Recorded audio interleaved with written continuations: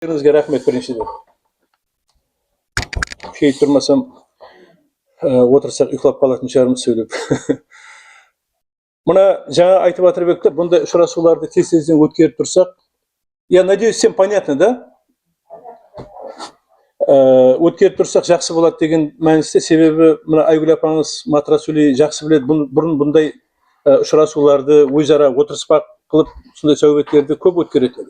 Бұл нең текары болатын еді. Бұл азғантай болса да білім алудың текарлары болатын еді. 100% айтқанлардың бәрі миге қалмаса да 5% қалса да текар бұл тырнақ болып, фундамент болып қалатын еді. Сол емес пе? Сол традицияларды еске алып, біздер енді кейінгі уақыттар осындай көбірек өткеруді бір режеге қойып не қылып жатырмыз. Керекті нәрсе екенін түсінеміз. Әсіресе жастар үшін көбірек керек, ілімбенен шұғылдарамын деген адамдар үшін керек.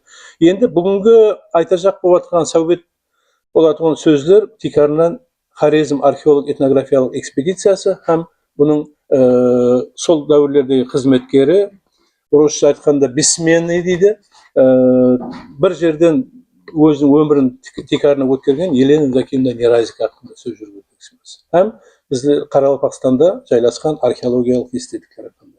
Не себептен Елена Евдокимовна хақында айтамыз? Мысалы, Игорь Витальевич Савицкий Жданко хақында, ол музейіміз... Келе бер, мына стульчикті алыңдар. Жданко Татьяна Александровна, мысалы, біздің музейіміздің анасы деп айтып кеткенде, өзінің қол жазуларында. Деп айтқан болса, Елена Евдокимовна Неразикті ол уақыттар ондай деп айтқан жоқ, бірақ бүгінгі поколение біздер Елена Евдокимовна музейіміздің археология фондының, археология бөлімінің текарын, тырнағын салушы деп айтсақ, қателеспейміз. Мен өзім жас кезімде мінекей специально бір суретінден қойдым. Одан жас едім, келген мынау 85-ші сурет жылғы. Ең бірінші танысқан адам Игорь Витальевич Савицкий болса, екінші ілімпаз бұл Елена Евдокимовна Неразик болды. Сол дәуірде 3 ірі нашар сұлу көйлектерді киген музейге келіп, жаз уақыт еді, керамика жуып отырсам, Игорь Витальевич сұрап келді. Сол уақытта біреуі Итина екен, біреуі Неразик, біреуі Воробьев екен. Бұл Қарақалпақстан археологиясын тербеткен 3 ілімпаз екен, 3 профессор. Экспедиция келген екен. Сол уақытта Игорь Витальевич айтты, мына жас жігіт келіп еді, біреуіңіз шәкірт қылып алуыңыз керек, соған жәрдем беруіңіз керек деген уақыттар. Итиналар сразу айтты, біздерге керек бұндай жастар, біз тәрбиелаймыз деп. Сосын Игорь Витальевичтің бір сөзі бар, яқ, оны ішек қарнымен жеп қоятын Елена Евдокимовна бар деді. Себебі қатты қол адам екен де ол, кейін біліп қарасам. Соның үшін Елена Евдокимовна өзі профессор, доктор наук болуына қарамастан тек қана 2 аспиранты бар екен. Ізіне жекем жетіп, істеп, кандидатский жақтаған. Біреуі Катя Армачук, біреуі мен. Екеумізге де бірдей тема берді. Бір дәуір берді. Бірақ Дарияның екі қырғағында істейсіздер. Екеуміз бір жылдың ішінде жақлап шықты. Басқа көп аспиранттар болған, шыдай алмай тастап кетіп қалған. Не себептен? Себебі қатты қоллығы. Бірақ қатты қоллығына қарамастан ішкі дүниясы жүзде бай еді. Матыра сөйлеменен бір барғанымда үйіне ертіп барған шығарман, бір мәрте матыра сөйлейді. Дастұрханды жайып, сондай қылып бір кеуде өзі бір сондай адамдар еді, ақ кеуіл. Бірақ жұмысқа қараған уақытлар қатты қол адамдарды. Қатты қоллығы себеплі, мына Игорь Витальевичтің көп отчетларын, нелерін ақтарып қарап отырсам, 66-шы жыл жұмағы бойынша жазған исабатларына қарасақ, ең бірінші экспозиция живопись бойынша, народно-прикладной бойынша, археология бойынша болған екен. Сол 66-шы жылғы, қараң, болмаса қаяқтан алады? Жаңа музей өзінің бірінші қадемдерін басыланып жатыр. Хорезм археолог экспедициясы өзінің 300-ден астам бірінші нәрсе бұйымдарын берген екен. Солардың мына столға қойғыларын сақында айтып беремін. Гейпаралар 66-шы, 67-ші жылдар келген бұл затлардың 1,5 бөлектері. Бұл музейінің фонды кеңейсін. Һәм ертең тырнағын салып көбірек археологларды жаратуымыз керек деген мақсатта Елена Евдокимовна көп жәрдем береді. Енді бұл жәрдем хақында көп айта берсе болады, бірақ енді ілми текарлар хақында айтып кетуім керек та бірінші кезекте.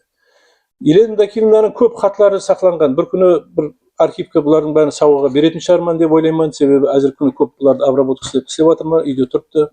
Андреяновтың хатлары бар, Рапопорттың хатлары бар. Әсіресе мен көп тәсілге түсірген бір Елена Евдокимовнаның хатлары. Әрбір хатында не істеу керек келешекте?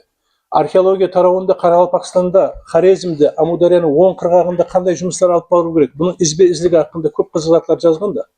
Себебі мына әзір неде көрсетіп кетеміз слайдыда жүдә көп кітаплары бар. Кітаплары именно сол өзіміздің Қарақалпақ халқының тикары хақында жазған екен да.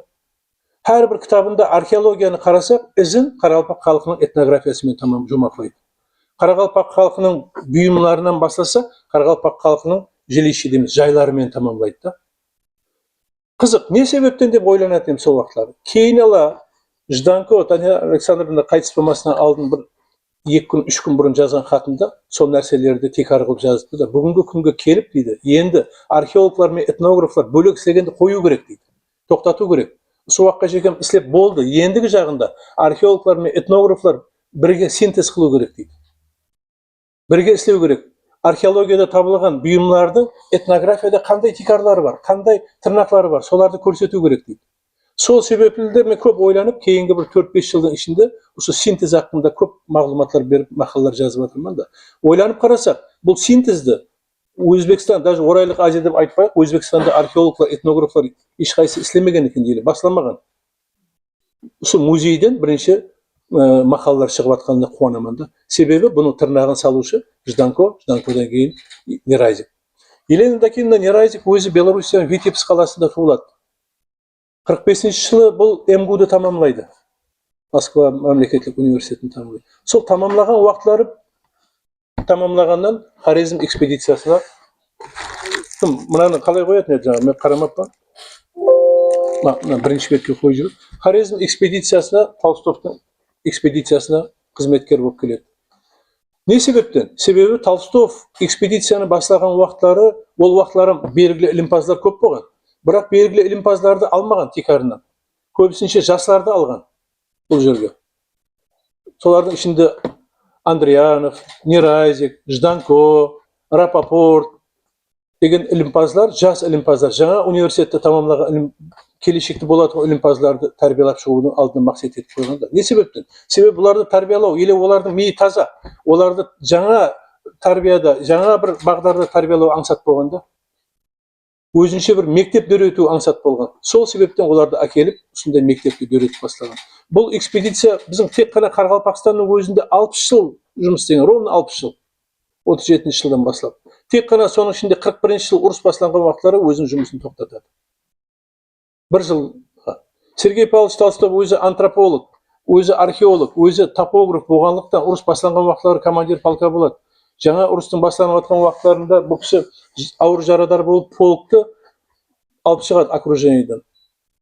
Сөйтіп 42 жылға шейін емленіп, комиссовать еткеннен кейін 42 жыл дәрі бала шағасын алып қайтып келеді Берманға, Нөкіске келеді. Бұлайынша өмірінің ақырына шейін бұның бала шағасы осы Нөкісте өтті десе қателеспейміз, себебі Лада Сергеевна жеңгеміз өзіміздің. Ағамыз Досжанбай аға Насыровқа Мойнақшыған бір жағынан туысқанымыз соған тұрмысқа шығып, өмірін сүйерде тамамлаған екеуі де. Демек, сол жылдары Сергей Павлович тым бастан жұмыс істеп, өзінің ең бірінші минеті Древний Хорезм деген кітабын шығарады жүзеге. Бұл Древний Хорезм деген негізінде жазған уақытлар бұл кітап болып жазылмайды. Бұл тек қана өзінің лекциялары болады. Дүния жүзінде ұрысшылар, ұрыстан кейінгі жылдар 22 университетке барып, осы лекцияларын оқып қайтады. 22 университетті. Соның ішінде 14 университеттің почетный профессоры болады. Қараң. 50-ші жылдардың ішінде почетный профессор. Демек, 48-ші жылы шыққан сол кітабы үшін Сталин премиясына сыйлығының лауреаты болады. Телефон. Ол уақытлар Сталин премиясының сыйлығының лауреаты болу аңсат нәрсе емес, тем более Сталиннің тірі уақытында. Не үшін? Себебі бұл жердің ілімі, бұл жердің тарихы Россия үшін әсіресе жүдә бір бейбақа ресурстар болған. Сол үшін әрқилы финанслық жақтан, іліми жақтан және басқа ресурстарды жүдә көп бергенлігін отчетларын қарап отырсақ, жүдә аямаған пұлды да Хорезмге, Қарақалпақстанға ілімді. Һәм соның менен бірге Қарақалпақстанда айтайық кейінгі дәуірлерде 60-шы, 70-ші жылдарда жаңа тың жерлерді өзлестіріп районлар пайда болған уақытлары, бұлардың орысша айтқанда голос дейді, бұлардың сөздері, бұлардың атлары үлкен бір ахметке ие болатын болған. Хорезм экспедицияның қызметкерлері менен басшыларымен көп ойласатын болған. Мысалы, көп жерлерде интернетте оқып қарасақ, еллік қала хақында спорлар жүдө көп кетеді. Біреулер айтады, 50 қала болған, соңынан еллік қала деп атаған. Елена Евдокимовна айтып кетті. 78 жылы 77-78-де район пайда болған вақытлар ең бірінші ол жерде көзге түсетін сөз, һәм тілге құлаққа ілінетін сөз бұл желдік деген болған. Желдік қала. Қазақ миллеті жасап, ұзақта көрініп тұратын болған. Нөкістен экспедициялар шыққан уақыттары тақырменен, яғни мына Гәуһәре каналының ұлтанымен өтетін болған да, сол уақыттары дейді, жан-жағының бәрі құмдық болып, естеліктер біреуінен біреу көрініп тұратын уақытта. Ең ұзақта төрде желдік қала көзге түсіп тұратын болған. Жолаушылар жол сұраған уақыттар, "О, ана желдік қаланы көріп тұрсам ба? Соған қарап жүре бер, адаспайсың" деп, һәм менің аузымда желдік болған. Ал 70-ші жылдары ол жерге Төрткүлден, Хорезмнен көп миллетлер, уәкілдер, түркменлер, өзбеклер келгеннен кейін қазақ миллеті бермен қарап, Аязқалаға қарап көшеді, Чайка деген ауылға қарап. Сол себепті ол жерде көбінше түркменлер қалып, баяғы жел деген сөзді ел деп неғып бастайды. Еллік қала. Сонымен еллік қала районы пайда болады. Бұны не үшін айтып жатпын? Себебі құлақтарыңызға алтын сырға, соны ұмытпаңдар. Көп жерде 50 қала болған, сол себептен еллік қала деп атаған деп айтады. Е менен деген әріптің farkına бармай қалады адамдар. Еллік қала, еллік қала. Сол жылдары Хорезм экспедициясының қызметкерлерінің ұсынысыменен Міскін пайда болады. Шорахан пайда болады. Болдымсаз пайда болады. Думанқала пайда болады. Атамаларда, районлардың, ауылдардың атамалары қарап. Демек, бұлардың барлығы Хорезм экспедициясының үлесі. Қала берсе Аязқала, мен елі ядында 82 жылы, 85 жылдары Аязқаланың ұлтанында мрамор бар екен көріп, бірінші жару жұмыстарын алып, мраморларын алып бастады. Сол уақыттары Елена Евдокимовнаның үлесі, мені ертіп бар обкомға барамыз деп хат жазып, машинкеге басып, оған Ғабдулла Тоқай мектебінің жанында базасы бар еді, соны алып, сол уақытта Қалибек Камаловтың алдына кірген, сосын Камал Рзаевтың алдына кіргендер ядында. Аязқаланы алып қалуыңыз керек. Мрамор тоқтату керек. Қарақалпақстанда олсызда мрамор көп жерлер бар. Өзбекстанда, Орайлық Азияда мрамор көп. Бірақ Аязқаланы алып қалуыңыз керек. Бір уақытлары бұл туристік орай болады деген сөздер ядында. Алдына бар. Сол себептен экономикалық пайда келтіретін проекті тоқтатып тастап жобаны, сол естеліктер сақтап қалды. Бұл жарылған жерлер Елегешекен бар, Аязқалаға барғандарыңыз болса, взрывные работы деп айтамыз, Елегешен тұрып қара. Бұл Елена Евдокимовнаның үлесі. Енді мынаны өткеріп жіберіп, біреуіңіз алып отырың. Елена Евдокимовна Неразик бұл көп наградаларға ие болған. Профессор болды, тарих ілімдерінің доктор болды. Ең жоғарғы наградасы ЮНЕСКО-ның алтын медалі. Бұл ілімдегі ең жоғары дәрежедегі медаль. Алтын медаль. Тикарынан бұл медальді бергенде ілімдегі, бұл Нобелевский премиядан кейінгі медальді, бұлайынша қарасаңыз. Тикарынан ілімде көрсеткен бір ерлігі үшін беріледі оның медальларда бұл. Енді Тикарынан алып қарасақ, бұл қандай ерлікті көрсеткен? Бұл әзірге Қарақалпақ жерінің тарихын зерттеуменен көзге түскен. Қараң. Минетлерінің бәрі үстірт, Арал теңізінен бастап, ана Бұхараға барғанша. Тек қана Қарақалпақстанның жерлері. Өткеріп жүр. Бұл енді Хорезм экспедициясының қызметкерлері жас уақытында Сергей Павловичпен бірге, Игорь Витальевичпен бірге қазулар алып бару уақытында және басқа өткеріп жүр және бір өткеріп жүр. Болды. Енді қарам, бұл кітапларын көрсетеміз, және кітапларын жазып, осы бұйымларды таярлап болғаннан кейін іздікпенен қазір күні біздерде жүдә бір үлкен коллекция опислеріміз бар. Сол опислерді қарасақ, 66 жылдан бастап бермен қарап әсте жылдан жылға давам етіп бара берген екен. Сол кітапларда жарияланған бұйымдар некесілердің алдыларын ұстап тұрды. 99%. Бұлардың барлығы сельский жилище в Хорезме, афригитский Хорезм, одан кейін сельский жилище в Хорезме, одан кейін топрақ қала городище деген кітапларында мына бұйымлар барлығы жарияланған. Қараң, біздер үшін бұл үлкен, қандай деп айтсақ болады, жүректеріміздің төрінде сақлайтұғын бір қандай деп мақтаныш. Сол әзір дүнияда белгілі, бұлайынша айтқанда библиографический редкость дейміз сол кітаплар. Табалмай жүріпті бұл кітапларды көп адамдар. Сол кітапларға жарияланған бұйымлар біздің музейде алдымызда тұрғанына мақтаныш етуіміз керек. Кеше бір екі күндікте мысалы Италиядан ekspert keldi, professor adam ekan Venetsiyada. Yadingizda bor.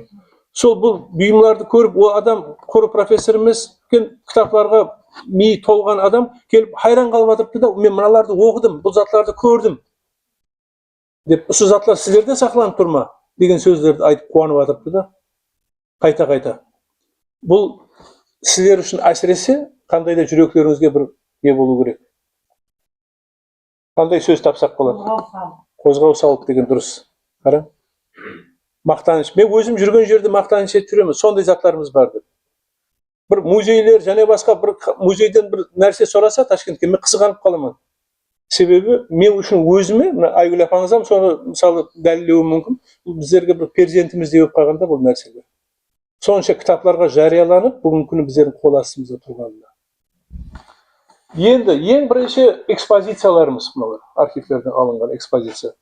Eng birinchi ekspozitsiyalarimiz hamma vaqtlari, misol aytaylik, bu arxeologiyani ko'rsatib, живописьni olib qarasak ham, обязательно arxeologiyalik buyumlar turadi. Xumlar, qozonlar, kuvshinlar turadi. No, endi arxeologiya. Ko'rdingizmi? Sol vaqtdagi buyumlarning ozligi sababli neki divorlarga hozirgi kuni научный вспомогательный fonddagi narsalardan qo'yamiz. Ne sebepten? Bir kuni Igor Vitalyevich Savitskiydan so'radim. Biz arxeologiya bilan shug'ullanamiz Tikardan. Nega bo'limda arxeologiya bo'limi deb qo'ymaymiz? Nega bizim bölümümüz отдел искусства древнего хорезма, ya'ni ayyemgi хорезmning madaniyatini, ko'rkamligini ko'rsatamiz deb aytamiz. Desam, sen o'zing javob berib tursan so'g'an dedi. Bizlarda da ko'rkam өнер muzeyi bo'lganlikdan deb tek qana ilm arxeologiya bilan shug'ullanib qo'ymay, har bir narsaning ko'rkamligini ko'rsatuvimiz kerak. Soni anglatuvimiz kerak degan so'zlar aytdi. Endi bu keramikalarni olib qarasak, har bir keramikada, har bir buyumda sol vaqtdagi boyovlarni, rengli boyovlarni ko'ramiz, ornamentlarni ko'ramiz, dekorlarni ko'ramiz. Bularning ishinde dekorlarga aniqlab qarasak, bizlarning fikrimizga bir tiqqana ornamentli, stilizovanный ornamentni ko'rsatib qo'yib qo'ysak, жаңа как раз Ирина Ildusovна dodalab o'tirib edi. Har qaysisida bir qanday bir tikarlar ko'ramiz, baliqlarni ko'ramiz, qushlarni ko'ramiz, eshkini ko'ramiz. Kстати, eshki bizning Qoraqalpoq xalqida bir vaqtlar eng birinchi uy hayvonuna aylangan ekanda, eshki. So'ngishda eshkining formasi tekstildan ko'p. Misol, qara, qushlarni ko'ramiz, yana boshqa ellarni ko'ramiz. Musulmonchilikning paydo bo'luviga qaramasdan, bu yerlardagi buyumlarda sonday antropomorfniy formalarni juda ko'p uchratamiz. Ne sebepten? Sebebi bizim madaniyatimiz islom madaniyati bo'lib kelganini, bu neortodoksalniy islom deb aytsak qatelashmaydi ekamiz-da. Neortodoksalniy deganimiz buning tirnog'ida, tikarında har xil millatning, masalan, endi millat desa qatelashishimiz mumkin, har xil madaniyatning tikarlari ko'p ekan. Buddizmning tikarlari, Zoroastrizmning tikarlari, xristian madaniyatining tikarlari. Demak, bularning barligi keyin ala kelgan islom madaniyatini tikar solib, ular neortodoksalniy formada kelgan. Sonuçta bizim buyumlarımızda, hazır konu misal tekstilimizde de, üniversite buyumlarında antropomorfni süjetler juda ko'p uchrashadi.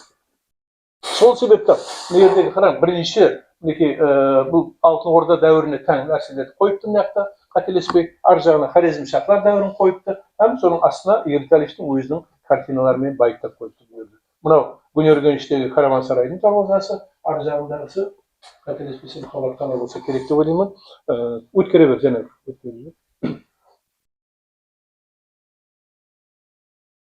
Sol davrlardagi. Endi mana tarixiy estiliklar, bir qator tarixiy estiliklarni hozir aytib ketamiz, ham ko'rsatib ketamiz.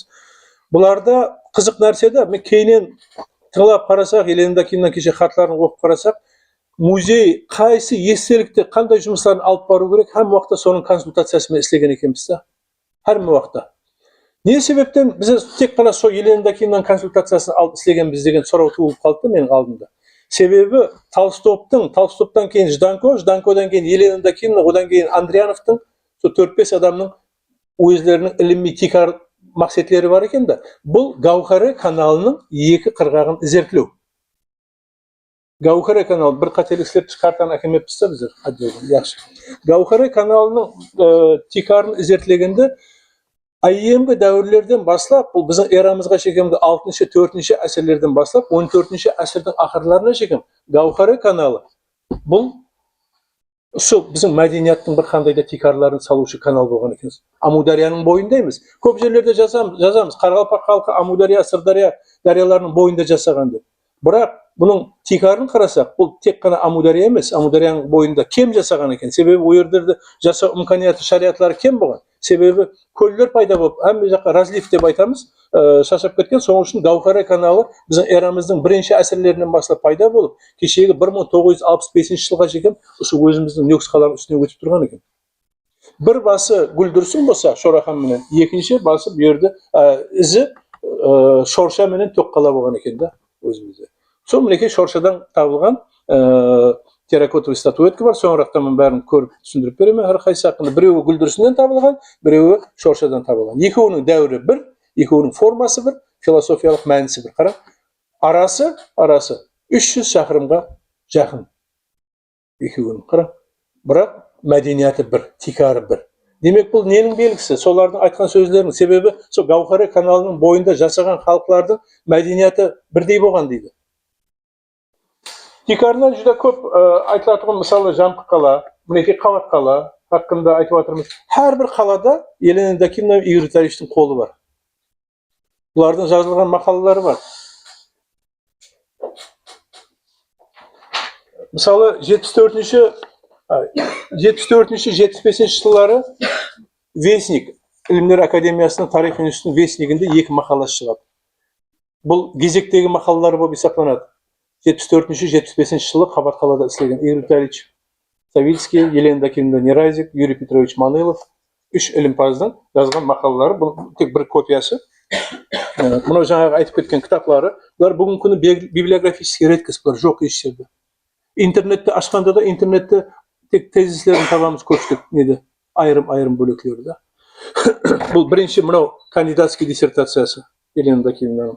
Екіншісі докторский диссертациясы мына кітап болып шығады, сельский жилище в харизме.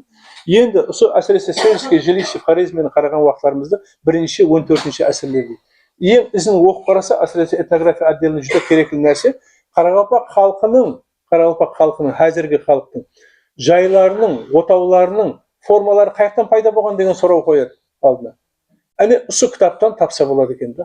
Егерде келешекте біреуіңіз архитектурамен шұғылданып, ямасы жилищемен шұғылданамын дегендер, мынаны оқып қарасаңыздар, сол әзірге мысалы Мойнақтағы жайлар, Тақтакөпір Шымбайдағы жайлар, солармен салыстырып қойыпты. Науаи беттегі жайлар, солардың жайларының тикарлары қаяқтан кеп шыққан, мал қоралары қаяқтан кеп шыққан, намаз оқу жайлары қаяқтан кеп шыққан, дәрет алу қаналары қаяқтан кеп шыққан. Солардың барлығын осы кітапларда тикарын салып қойыпты да, мына 2 кітапта. Енді орта әсірлерге тән Қабат қала, қазіргі күні Қабат қала, сіздердің құлақтарыңызға айтып қояйын, бұл тек қана бір естелік сақланып қалды, мінекей мына формада, тілекке қарсы. Бірақ картаны қарасақ, 100-ден астам, тикарын алып қарасақ, 105 қала болған екен. Қабат қала деген қаланың өзі 105 дана. Бірақ барлығын Қабат қала оазисі деп айтып, бұларды замок, яғни хаулы, 1-ші, 2-ші, 3-ші, 100-ші деп кете берген екен. Ең кейінгісі бұл Гүлдүрсүннің қасындағы, үлкен Гүлдүрсүннің қасында кіші Гүлдүрсүн болған екен. Бұлардың барлығы замок. Яғни не себептен замоклер пайда болады?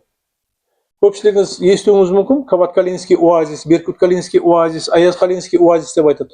Ірі қалалардың атрапында майда ауылдық хаулілер пайда болады орта әсірлерге. Орта әсірлер болғанда бұлар 9-ші әсірдің басы, 10-ші әсірдің басы. 9-ші, 10-ші әсірлерге тән. Бұл дәуірлер мына ислам мәдениеті келгеннен кейін формасы, экономикасы, саясаты, діні өзгергеннен кейін жүзде көп бай адамдар пайда болады берді. Яғни феодалдық дәуірдің бір рауажланған дәуір басланады. Сол уақытлары бір бай пайда болса, өзіне хаулы салып, мына Қабат қала негізінде мынау хаулы. Былайша қарасақ. Бұның қасында отдельный мешіт болған, осы оазиске тән, кварталлар болған, осының атрапында караван-сарайлар болған, осының атрапында мінекей кептерханалары болған, кептер баққан. Бұлардың хақында, кептерханалар хақында мағлұматлар бар. Себебі кептерхана әрбір 17 фарсақ дейді. 17 фарсағы бүгінгі күнбені 30-31 километрге тән болады екен да. Әрбір 30 километрде кептерхана. Якраз Гүлдүрсүнде үстінде кептерханалар табылған болса, екінші кептерхана Қабат қалада табылады. Жақынға шейін тұрды мынау. Енді сүріп тастап кешегі барып қарасақ таба алмадық. Қараң, ровно олардың арасы 30 километр. Демек бағана айтқан 17 фарсақ деген туыр кеп тұрды да, ілімпаздардың орта әсірлердегі. Екке парсан. Ең кейінгі өмірінің ақырында қазып кеткен естелік бұл Екке парсан болды. Екі парсан біздің эрамыздың 4-ші, 8-ші әсірлеріне тән ерте орта әсірлердегі тарихи естелік болып табылады. Демек қараң, бұлардың барлығы жаңағы айтып кеткен Гаухара каналының бойында жайласқан екен да. Сол хаттарын оқып қараса, хаттарында да жазып қойыпты. Октябрь, тындырмаң. Гаухара каналының оң қырғағын, шеп қырғағын бәрі ізетлей берің, тындырмаң деп. Не себептен тындырмаң дейді? Себебі монголдар келген уақытлар 1220 жылдар монголдар басып алады Чингис хан. Бұның басып алу себеплерін айтып кетейін. Көп адамдарға бұл сырда. Не үшін монголдар сондай бір ұлы мемлекетті басып ала алған деген сұрауға жауап беріп кетейін сіздерге. Себебі жаңағы айтып кеткен феодалдармен байланыстырамын да, бай адамдар пайда болады, өздеріне хәулілер салады. Сөйтіп, өздеріне нөкер жинайды. Бұлардың көзіне бір 50 адам, 100 адам, асып кетсе 200 нөкер жинаса, бұл армия жинағанмен бара-бар болады екен да оған. Бірақ лекін сол дәуірлерде сол бай феодалдар Хорезм патшалығының армиясына ат, құрал жарақ, киім-кешек, солдат жеткізіп тұру мәжбүри болған. Ал 1219-1220 жылдар монголдар басып келген уақытта әзіргі Қызылорда, сол уақытта Атырар қаласына, аралдың арқа тарапынан қарап, бермен қарап атланыс жасаған уақытлары Мұхаммед Хорезмшах бірнәрсе мәрте бұларды ысырып тастайды. Бірақ ұрыс болғаннан кейін көп адам өлімшілік болады. Бірақ жаңағы айтып кеткен феодалдар Хорезмдегі бұлар армияға жаңағы айтып кеткен нәрселерді беруді тоқтатады. Подпитканы. Құрал жарақ беруден тоқтатады, адам беруден тоқтатады, ат беруден бәрін тоқтатады. Не себептен? Себебі бұлардың арасында пікір пайда болады. Монголдар деген бір қандай да сауатсыз, хәлсіз халық, олардан қорқудың керегі жоқ. Мінекей менің үлкен армиям бар деп есептейді. 100 адам, 200 адам нөкері болса, монголдарды ертең кеше қырып тастаймыз дегендей пікірде болады. Қарам. Пәс пікірде болады. Сол себеплі Мұхаммед Хорезмшахтан бір жағынан қорқыныш пайда болады, өзінің баласын тастап қашып кетеді Каспий теңіздерінің атауларының біріне. Мангуберді де бірнеше мәрте оларды ысырып тастайды, бірақ армиясы әлсірегеннен кейін қашып келе береді. Сол себептен мына қалалар, жаңағы айтып кеткен қалалардың бәрі қирап қалады. Соның ішінде Қабат қала да қирайды, Жампық қала да қирайды. Бұлардың тикарғы себебі жаңағы айтып кеткен бай феодалдар болады. Армияны ұстап тұра алмайды да бұлар. Подпитка бере алмайды, солдат бере алмайды, нөкер, құрал жарақ бере алмайды. Сөйтіп армия әлсіреп қалып, бұл қалалардың бәрі қирап қалады. Тикарынан қарасақ, бұл қалалар қираған уақыттары монголдар дәуірінде әммесі бірден тикарынан қирап қалмаған екен. Сол уақыттағы жаңа айтып кеткен Гаухара каналлар, Гаухара каналдан кеткен шахапсалардың көпшілігі мына несінде Еленда кино карта беріп қойды, карталарында көрсетіп қойды. Қызық болса кенен көрсеңіз болады. Сол 13-ші әсірдің басында монголдар келіп, бірден атланыс жасап бармай, каналларды жауып тастайды екен да, бөгет байлап. Сөйтіп сусыз қалғаннан кейін ләсізден әстен көше береді. Еленда кино ізінде айтып қойды. Бұл дейді, қалалар бәрі қирап дейді, жоқ болып, шөлістанға айланып, құмлыққа айланып, тикарынан 3-4 қала өмір сүру дауам етті. Бұлар Кят қаласы, әзіргі Беруни қаласы, бұл Жампық қала дейді, 3-шісі Миздақхан, һәм 4-шісі Шорахан. Шорахан енді әзір Түркменстанда қалып кетті, Октябрьский район Өнергенішті, Девкескенің жанында, Түріктің үстінде. Демек, тек қана 4 қала қалған екен, сол дәуірлерде. Не себептен тек қана 4 қала қалады? Орта әсірлерді, монголдар дәуірінде. Бұлар 80-ші жылдарға жеген, яғни 14-ші әсірдің Тимурилер келеме дегенше өмір сүріп келе береді. Тимурилер келгеннен кейін монголдардың істемеген істеп, бұл қалалардан қирап тастайды. Сонымен бүйірлерде өмір сүру тоқтап, көпшілік адамдардың бөлігі Арал теңізінің бойына қарап қашады екен. Әзіргі Қоңырат пен Мойнақтың арасында Амударияның бойында үлкен дамбылар бар. Дамбылардың бастарын қарасаңыз, бұяқта пайғамбар қыздан бастап, ана Қызылжарға барғанша бәрі қабірстан. 15-16-ші әсірлерден бастап кеше 19-ші әсірлерге шейін адамдардың жасаған. Бұлар хақында кейін 1843-45 жылдары Бутаков, Николай Бутаков деген адам өзінің қолжазбаларында Русский географический обществоға, яғни Рус географиялық жәмиетіне жазған хатларында жазып қойыпты. Местные туземцы, Костернахта цитирует, местные туземцы, которых называют каракалпаками, казахами и каракиргизами, проживают на дамбах, и они продолжали проживать, начиная еще с средних веков, до недавнего времени, и занимались прибрежным озерным рыболовством и охотой.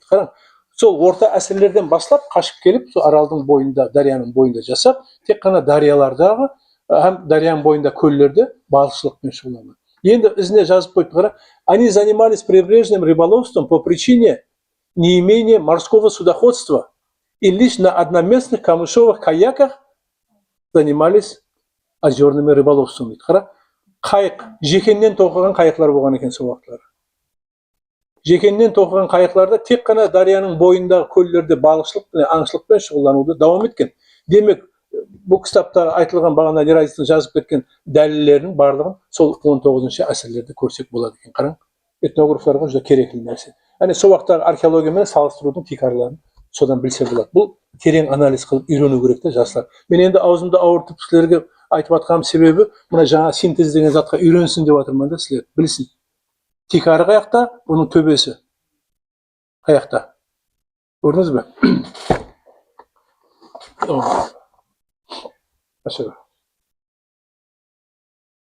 Мынау енді жаңа кітаплары Елена Докиннан сельские жилища в Хорезме, сельские поселения Афридического Хорезма, әр дәуірлерге тән нәрселер давам ете бер ар жағына. Мінекей жилище народов Средней Азии, Казахстана, этнография, археология Средней Азии. Бұл история, археология, бұл енді топлам. Бұның ішінде көп мақалалар бар. Ал топырақ қала, бұл Рапопорт, Андриановпен бірге Елена Докиннан топырақ қала хақында жазған кітабы.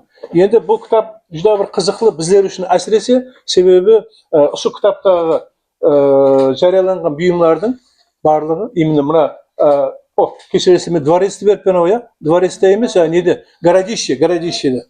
городищеде, біздерде бар еді, городище, мен қателесіп пен де кешіресі. Городищедегі бұйымлардың барлығы біздерде музейде сақланбақты бүгінгі күні, тикарынан. Ал дворецтегілер біздерде жоқ. Енді қызық, өзім ойланыманда, не себептен сол 60-шы жылдардан бастап музейге берген бұл бұйымлар? Москваның өзінде музейлер қабылдамаған ба бұл нәрселерді деген сұрау туылады. Өздеріне керек емес пе? Себебі бүгінгі күні әсіресе Хорезм экспедициясына қызығушылық бүткіл дүнияда асып жатыпты да. Кеше әммеңізге белгілі Москвада ГЭС-та үлкен бір көргізбе болды. Бұндай көргізбе өзімізде Ташкентте таярланып жатыпты. Қара, соның алдын алып Ташкенттегі ілімілер академиясы менен тарих институты мен тарих музейі үлкен монография таярлап жатыр. Бұлардың барлығының алдына болайық деп тезірек біздер әзір монография таярлап жатырмыз. Ертең бұлардан бірінші болып шығайық біздер деп. Демек, бұл затлардан музейлерге қоюға болады еді, Санкт-Петербургқа, Москваға, бірақ бермен қарап бергенлігі. 90-шы жылдар Матра Сүлеймен жаңа топырақ қалған затларын алып қайтқанларымыз. Қанша үлкен күшпенен, енді уже 90-шы жылдар бұлар ақылға енді. Беруді тоқтатты, бермейміз деді. Өзімізге керектір. Бірақ, мінекей Матра Сүлей соның гуасы, Елена Докинна арамызға түсіп, барып, институттың директорына айтып, яқ, біздер бастан бастап Нөкс музейіне беріп келатырмыз. Коллекция бір жерде болу керек. Ол разрозненный болып, ямаса ар жаққа, жан жаққа таратуға болмайды бұл коллекцияны. Деген мәніспенен доказат етіп беріп, дәлелеп беріп, сол нәрселерді бермен қарап, жас жігітлер бәрі контейнерге жүклеп, жәрдем беріп, ізімізден бермен қарап жіберіп, топырақ қалаған беріп. Бұлардың барлығында үлкен күшті салған Елена Докинна Нерайзик. Өткелі бар. Енді 24-ші жылы 27-ші май күні біздер көргізбе өткеруіміз керек еді музейде. 27-ші май күні. Бұл көргізбенің мақсаты Елена Докинна Нерайзиктің бір жарқын естелігіне байланысты болу керек еді. Енді мына көргізбедегі әмме нәрселер қойылмадық, лекке қарсы, бірақ қойған бұйымларымыз именно мына хатты оқып қарасам, өзінің маған жазған хатында. Октябрь, керамиканың синтезін ісілең.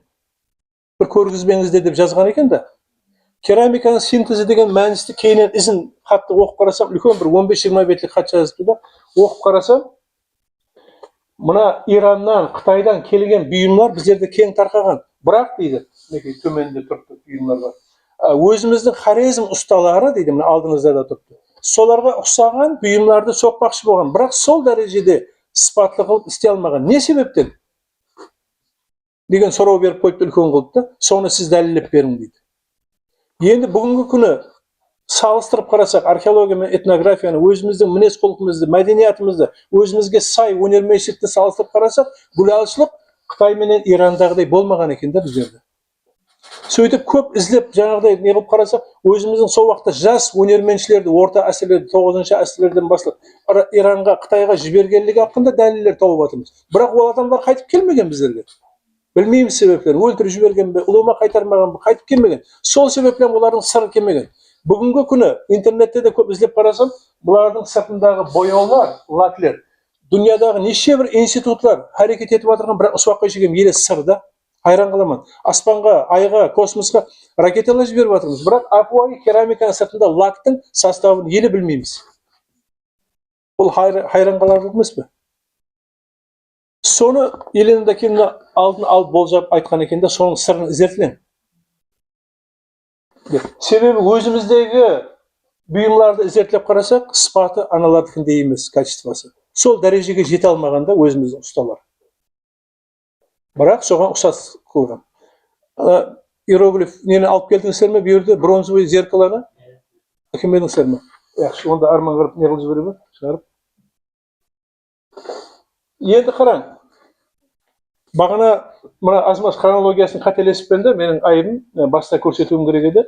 Елена Евдокимовна менен Савицкий хақында сөз жүргізсек, көбісінше Савицкийді живописец, художник деп таң аламыз. Екінші, мына медальдің теңгенің екінші таманы болады ғой. Екінші таманы қарасақ, бұны как археолог ретінде таң алуымыз керек екен. Соны бағана экскурсоводлар болсын деп атқанымыз сол да, археолог ретінде. Себебі жүдә көп мұғдарда бұндай қолжазбалары қалғанда, қолжазбаларын оқып қарасаң, оның описаниялары, именно научный описаниялары, таңғаларлық дәрежеде профессионализм, профессионалдық дәрежесі жүдә бір жоғары екен көресің да. Мысалы, светильник хақында, мынау енді 4-5 беттен ібарат қолжазбасы менде тұрды. Соған бақа берген. Бұл Елена Евдокимовнаға һәм институт реставрацияға жіберген хатларының бір черновой вариантлары екен да. Сол уақыттағы. Бұл художник, адамға апуай художник, я коллекционерге, я просто музейшікке, мынау несін оқып қарасаң, ізін оқып қарасаң, жүдә бір терең анализ берген да. Демек, экскурсияларымызда жүрген жерде бұның екінші таманын айтуымыз керек екен да. Бұл тек қана живописец коллекционер емес, һәм археолог, профессионал. Себебі терең бақа берген нәрсеге.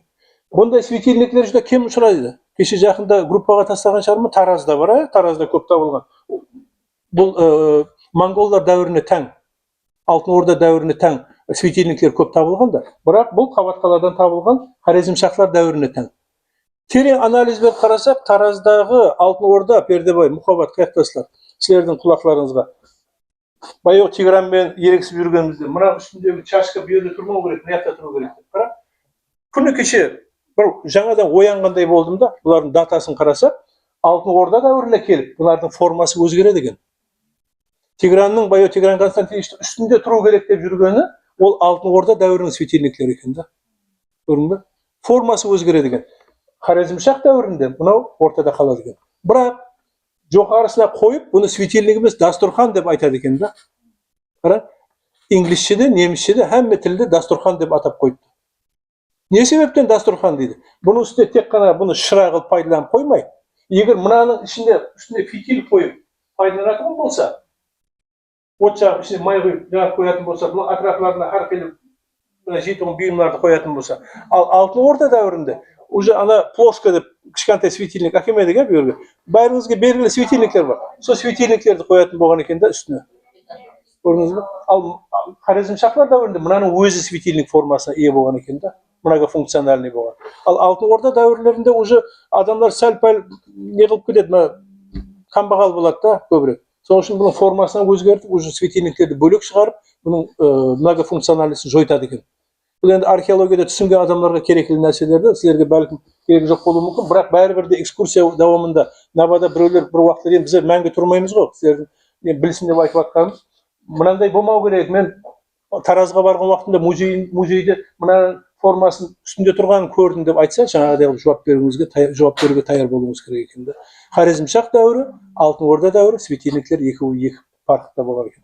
Біз Тигран Константиновичпен бекардан бекарға айтысып жүрген екенбіз да, ол бер жағын білмейді, біз ар жағын білмейді екенбіз да. Қара, дәуірдің. Ол айтады, яқ дейді, бұны бұзу керек, бұзып қайттан реставрация істеп, ана жоғарысына қою керек дейді. Ол мен айтамын, сонда Игорь Витальевич ол ақымақ адам ба, Елена Дакимовнаға жіберген хатында екеуі анализ беріп қойыпты. Қара, біздер осы дәуірге шейін істеп келіп, көп нәрселерді елі білмейтін нәрселеріміз көп екен да. Қолымыздың алдында тұрған кітапты, соның дәуірін оқымағанбыз, тек суретіне қарай бергенбіз да. дәуірін қарасақ, арасында 150-200 жылдай уақыт бар екен бұлардың өзгеріске ұшыраған уақытына қара. Сол нәрселерге жаңа көзімізді ашып жатырмыз неге келіп. Өзіме хайран болатынмын. Енді именно мына формаларды көрсетіп қараған уақытымызда бұлардың барлығында Елена Докимовна менен Игорь Витальевичтің үлесі бар. Ар жағындағы слоновый кость дейміз, піл сүйегінен сіленген фигурка. Бұл енді буддийский, бұл топырақ қаладан табылған, бірінші, екінші әсілігі таң, басы сақланбаған. Бұның слоновый косттың ішіне темірден штырь қазық қағылған, бәлкім сол қазыққа бас ілінген болуы мүмкін. Алдында екі тесікті көріп тұрмыз, сол жерде жаңадан бір қолына ұстап тұрғандай бір нәрсе болған болуы да мүмкін деген ой пікірде. Бірақ енді олар мына кітапта бар описаниялары, біз білмейміз не болған. Бірақ бүгінгі күні бұл уникальный. Меніңше кешегі Венециядағыларға да ұнап кетті, алуға харекет етіп жатыр да. Һәм айтайық, мына терракотовый екі скульптура менен терракотаның баслары сақланған. Бұлардың барлығында реалистический композиция. Еле ядында бар Игорь Витальевич әсіресе мына басты әкеліп көрсетіп, музейде әмме адамға көрсетіп, жоғары кеңеске обком партияға көрсетіп қараң дейді. Біз реалистический композицияда скульптураларға ие болдық деген заттарға айтып қуанып жүрген. Себебі бұған шейін біздерде скульптурада реалистический композиция табылмады. Бәрі жаңағыдай примитивный формада болып келді да. Одан кейінгі жылын қарасақ, мінекей мына композициялар, ұқсаған композициялар пайда болды. Бұл қуанып, мінекей енді искусстводағы бұйымларға ие болдық. Сондай бір бейбақа нәрселерге ие болдық деген уақыттары ядында барды. Ал одан кейін мына нәрсе келді. Бұл академия наукасынан келді. Бұл 3,5 сантиметрлік 92 жылы мен мақалам шықты. Бажок деп кетті бұны Игорь Витальевич. Не себептен бажок деп сол уақытта сұраған уақытларында бұл діни адамның формасындағы. Енді кейін ала бұны лупамен қарап отырсақ, бұл стеклянный пастадан істелінген. Бирюза асыл-тас формасында бірақ стекло. Енді қызық нәрсе, бұның басында лупадан қараса филактерия деген бар екен де, 4 мүйішлі филактерия. Филактерия бүгінгі күні айтсақ тұмар. Этнографияда көп тұмарларымыз бар. Ең бірінші Хайгельден бастаймыз, қапталында әрқилы дуа салады басқа. Филактерия бұл палестиналық адам болса керек, себебі Міздаққанда Ханакадан табылған. Енді бұның үстіндегі бешпенті менен ортадағы белбеуін көріп тұрмыз. Қара. Белбеуі 4 мүйіш, белбеуінің ортасы узел дегенде не қылды? Түйіні. Бір уақыттар миымыздан шаршадық па? Түйінін қарасақ, түйіні де сол Палестина, именно сол Палестинадағы діншілердің белбеуі. Себебі белбеуінің жиегін мынандай қылып түсіріп қоятын болғанда, төменге қарап. Демек бұл ненің формасы? Сол уақыттар айтатын еді Игорь Витальевич, бешпенттің бір жағын иініне жамылып келатырған форма. Өзі мынандай кішкентай 3,5 сантиметрлік. Бұл Міздаққандағы христиан, Ягойдың айтып қойыпты, буддизм, зарастризмнен басқа иудаизмнан болғанның бір бөлігі. Қара, қызық нәрсе. Экскурсия уақытларында ертең бір нелерде соларды айтсаңыз болады. Демек біздерде тек жаңағы айтып кеткен мәдениетлердің басқа иудаизмнан болған екен. Демек солардың дәлелі бір жаңағы сол палестиналық діншіл адамлардың формасы. Бұның артында кішкентай құлақшасы бар, мойнына қыстырып қоятын өткелі. Бағанағы қабатқалар. Енді жаңа искусство, көркемдік хақында айтқан уақытымызда, кімменен Пердебаймен жақында бір мақаламыз шықты, мына құс хақында. Бұның енді суретін былай қарап беруіміз керек екен, Пердебай, қателесіппіз бұда да. Енді қызық нәрсе, бұның көкірегінде S формасындағы белгі бар, тамға бар. Мына жерде бар, құс. Кейіннен келіп көрсеңіз болады, S формасында. Бұлар терең анализ қылып бастадық. Не себептен S формасында? Текарына қарасақ, Римде, Византияда, Египетте, Иранда, көп жерлерде орнаментте бүгінгі күні өзіміздің қарақалпақ халық бұйымдарының кестешілігінде S формада. Өзіміздің ана баяғы ассуари бар, ядыңызда болса, тасбақаның формасында. Оның арқа тарапында құстың формасында S формасы. Айланып келгенде бүткіл дүнияда S формасы бұл құстың формасын беретін форма екен да, ұсыл екен. Құсты мұқаддес деп атаған, мұқаддес рух деп атаған екен де, адам өлгеннен кейін, ассуаридағы қарасақ, адам өлгеннен кейін бұл құсқа айланады.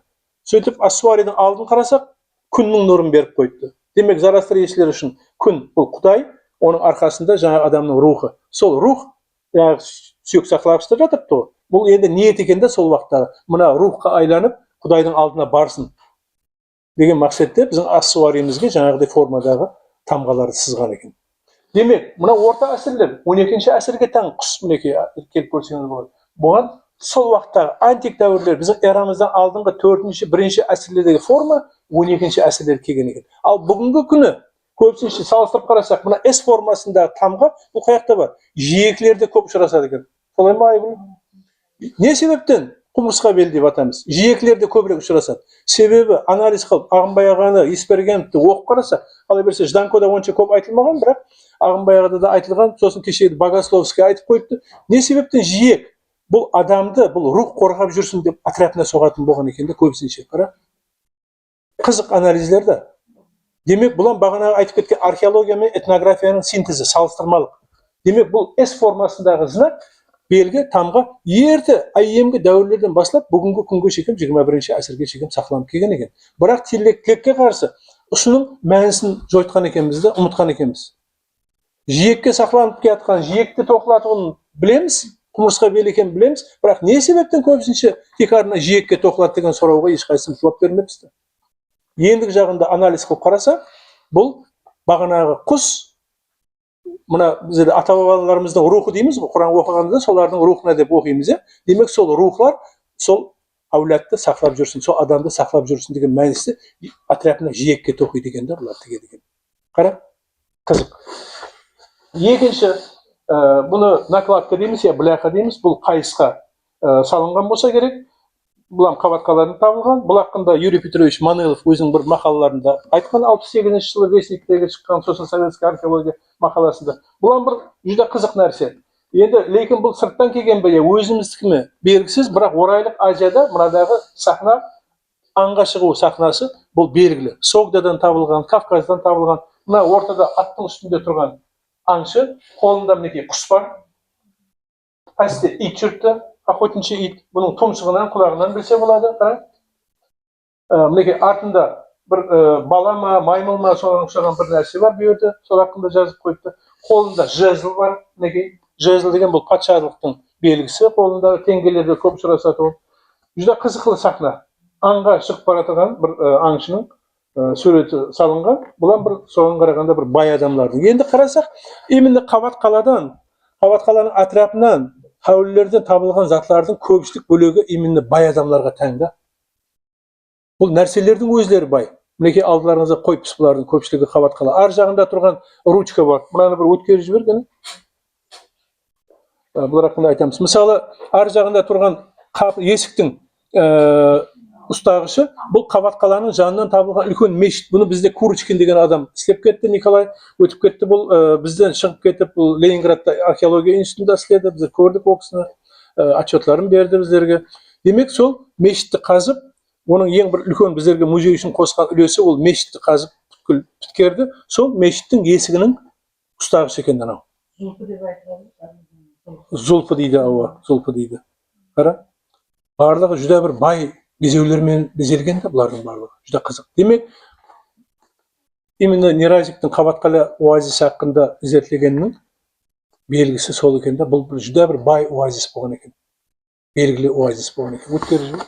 Так, болып тұра берсін. Енді қараң, бағанағы синтез деп айтып жатырмыз. Мына затлар, бұйымлар, сапалы ыдыстар, гүлал ыдыстар, бұлар Қытай һәм Ираннан келтірілген бұйымлар. Енді ұсыған ұқсас қылып өзімізде әсіресе алтын ортаға жақындаған уақыттары кешкі Хорезм шах дәуірлерінде де 12-нің ақыры 13-нің басында бұйымларды шығарып бастаған, істеп бастаған, бірақ мына дәрежедегі сыпатқа жете алмағанда. Мынау сол дәуірлердегі высококачественный люстра деп атамыз. Сосын және бір нәрсе, жақында бір Мергөтсенменен отырып сөйлестік пе? Мына подглазурный роспись деп айтады. Фарфор деп айтады. Бұлардан парқына барыңлар, экскурсия өткерген уақытлар. Bir білетұғын біреулер келіп, жортаға да сұрауы мүмкін. Подглазурный роспись деген не өді?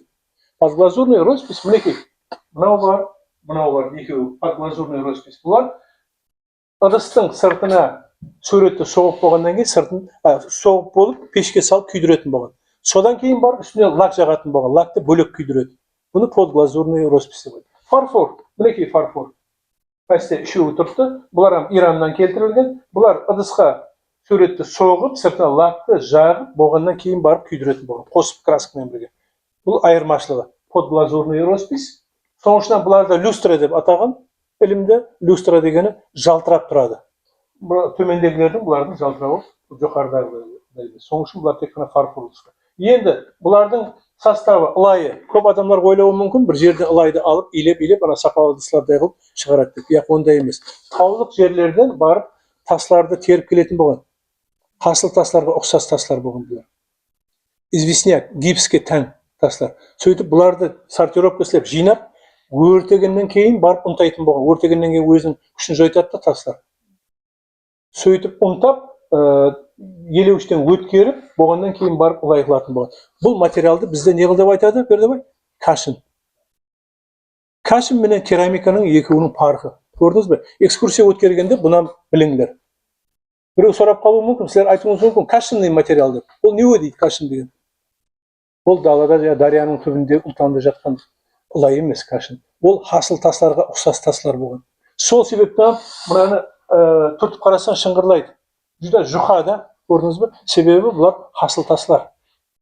Хасыл тасларды өртеп, ұнтап, елеуіштен өткеріп, содан кейін барып илеп, мынандай керамика шығарған. Бұл нәрсені біздерді істеуді білмеген. Иран менен Қытайдан келген бұлар. Сосын барып орта әсірлерден кейін монғолдар дәуіріне тән дәуірлерге келгеннен кейін бұны істеп үйреніп бастайды. Бірақ бәрібір ішінде қарасақ, ішінде мусорлар, мына елеуіштен шала өткерілгенде таслар көп ұшырасады. Соның ішінде хрупкий болады, сынғыш болады. Ал мыналар сынса да, тек үстіне ұрғаннан кейін сынбаса, аналардай болып шашырап кетпейді. Парқын түсіндіңіздер ғой енді, өзінде бар ма жаңа сурет? Болған екен. Енді себеппен сіздерге археологиялық бұйымдар хақында айтып, бұл экспедицияның біздердегі несінің тарихынан айтып кеттім да, бұл не үшін? Айтқанда бүгінгі ұшырасуымыз себебі. Ертең күні бәріңіз экскурсия өткересіздер, және басқа болады. Сол уақытлар бұлардың тарихын азғантай болса да білсін дейміз. Бұлар бір кішкентай болса да сіздер үшін сабақ. Һәм Елена Дакинада бір басын көтеріп жатқан шығар деп айтамыз. Бүгін мені естеп жатырды. Бірақ онда естеулерді жақсы көрмейтін әйел еді ол да. Өз хақында айтқандам жақсы көрмейтін еді. Тікмінез болғаннан кейін ешкімге бір қандайды жарамсақлану және басқа заттан жақсы көрмейтін еді. Бірақ мен ойлаймын, мен өзім әсіресе өзім вазифамды бүгін орындап жатырмын. Сіздерге сол хақында, сол адам хақында бір қандайды азғантай болса да мағлұмат беріп жатырмын, түсіндік беріп жатырмын, білсін, бұл адам кім өзі деп. Бұл адамнан ілімде көп біздерді аталмайды. Не себептен? Себебі өзін көрсетуге әрекет етпеген ол.